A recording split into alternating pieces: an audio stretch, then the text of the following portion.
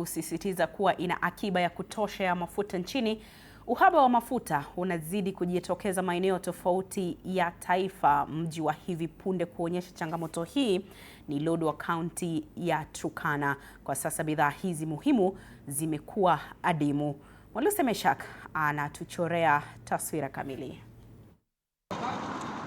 Uhaba wa mafuta nchini unaendelea kuzua hofu kubwa miongoni mwa wananchi, huku shughuli za uchukuzi na biashara zikidorora katika maeneo mbalimbali. Tatizo hili linahusishwa na hofu ya kupanda kwa bei ya mafuta duniani kutokana na vita vinavyoendelea kati ya Iran, Israel na Marekani, pamoja na madai ya wafanyabiashara kuficha bidhaa hiyo ili kunufaika baadaye. Katika kaunti ya Turkana, hasa mjini Lodwar, hali ni mbaya zaidi, ambapo mafuta ya petroli na dizeli yamekosekana kwa zaidi ya wiki mbili. Wahudumu wa bodaboda na madereva wanasema hali hiyo imelemaza usafiri na kuathiri biashara kwa kiwango kikubwa. Leo tumepata shida kubwa sana ya mafuta. Inaenda wiki mbili kama Turkana County tumepata shida ya mafuta. Hatujui shida ya mafuta ni wapi. Kuliko lita moja ikuwe 500 na mafuta ikuwe kuliko kufunga mafuta. Sasa mimi kama bodaboda ndakula aje? Mimi nategemea bodaboda ndio nikule.